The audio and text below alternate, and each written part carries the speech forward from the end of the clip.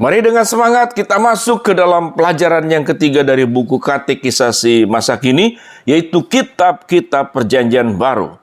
Perjanjian Baru terdiri atas 5 kelompok. Yang pertama Injil Matius sampai dengan Yohanes, kedua sejarah, Kisah Rasul, yang ketiga surat Rasul Paulus dari Roma sampai dengan Filemon, yang keempat surat umum Ibrani sampai dengan Yudas, dan kemudian kitab nubuatan yaitu kitab Wahyu. Kitab Injil Matius sampai Yohanes. Injil berarti kabar baik. Yesus sendiri menjadi manusia untuk menyelamatkan manusia. Ia adalah Injil itu. Kitab-kitab ini berisi tentang kabar baik dari Allah untuk manusia, yaitu bahwa Yesus Kristus satu-satunya juru selamat manusia telah datang.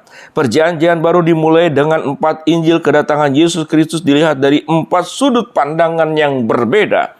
Matius, kabar baik tentang Yesus sebagai Mesias yang menggenapi perjanjian lama. Injil ini disusun menurut tema, tidak selalu kronologis, supaya mudah untuk mengajar. Kemudian kitab Markus, Injil yang pertama ditulis barangkali berdasarkan pengalaman Rasul Petrus.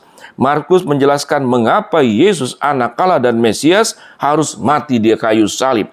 Kemudian Injil Lukas, Yesus anak manusia menjadi juru selamat bagi semua bangsa. Injil ini bermula dari berakhir di Yerusalem sebagai persiapan untuk penyebaran Injil ke segenap penjuru dunia. Kitab Yohanes, Injil ini dimulai di surga. Mulai di surga dengan firman Allah Yesus yang kekal setara bersama dengan Allah.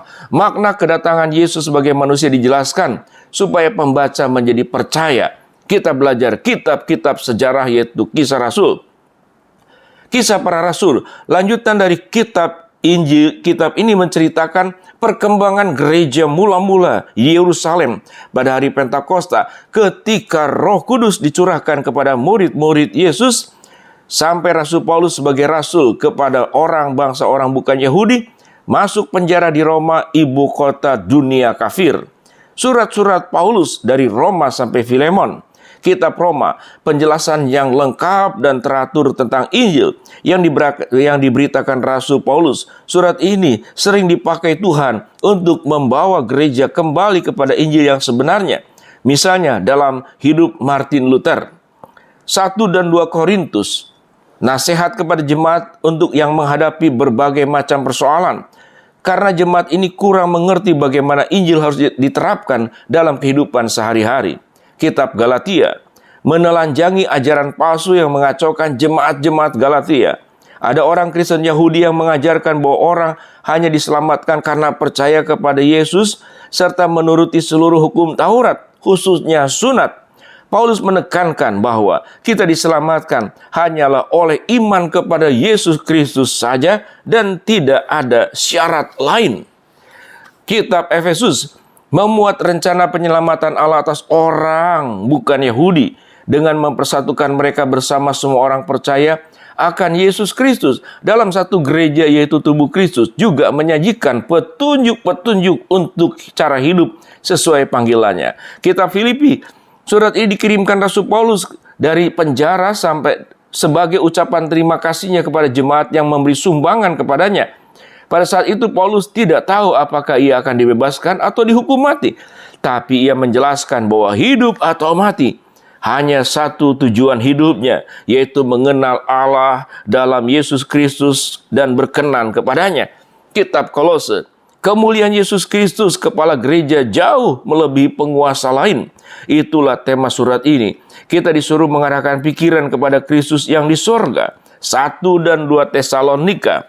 Kedua surat ini dikirimkan tak lama sesudah Paulus menginjili jemaat di Tesalonika. Maksudnya untuk memperbaiki kesalahpahaman mereka, khususnya mengenai kedatangan Yesus kembali dan kebangkitan orang mati. Surat 1 dan 2 Timotius serta Titus. Surat-surat ini dikirimkan kepada 2 orang yang mewakili Paulus dalam pelayanan di gereja. Paulus menuliskan petunjuk-petunjuk pelayan untuk mereka dan untuk menguatkan iman, meningkatkan bakti dan kesetiaan mereka, sehingga ajaran yang benar diturunkan kepada generasi yang mendatang.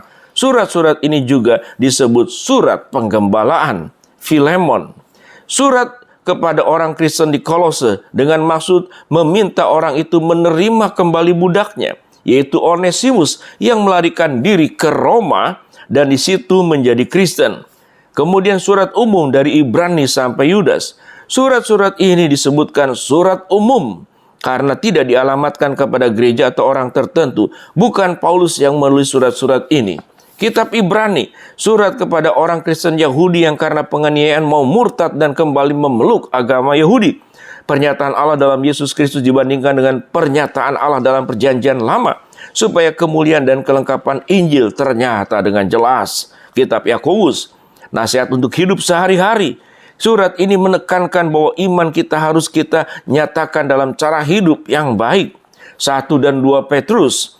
Petrus mengirimkan kedua surat ini kepada orang Kristen yang mulai mengalami penderitaan sebagai akibat dari imannya. Ia menasihatkan mereka untuk mengikuti teladan Yesus yang juga menderita kendati ia mutlak tidak berdosa. 1 Yohanes.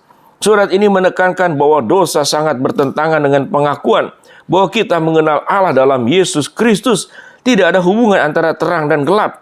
Jika kita mengasihi Allah, maka kita akan mengasihi saudara-saudara kita. Ditulis agar orang percaya tahu bahwa mereka diselamatkan. 2 dan 3 Yohanes. Kedua surat pendek ini dikirimkan kepada jemaat yang dikacau balaukan oleh pembawa ajaran sesat. Kitab Yudas, peringatan keras supaya kita tetap setia kepada Tuhan. Kitab Nubuat, yaitu Wahyu. Kitab ini memakai kiasan dari Perjanjian Lama untuk menjelaskan latar belakang perjalanan dunia ini. Yesus Kristuslah yang menjadi Raja dunia dan kemenangan Allah terjamin. Kemenangan Allah terjamin, kehendak Allah akan terjadi. Semua kuasa kegelapan serta segala sesuatu yang bersifat dosa akan dibinasakan. Orang Kristen akan selama-lamanya bersama dengan Tuhan di bumi dan di sorga yang baru. Wahyu ditulis untuk menguatkan iman orang Kristen yang dianiaya. Demikianlah pelajaran ketiga buku katekisasi masa kini.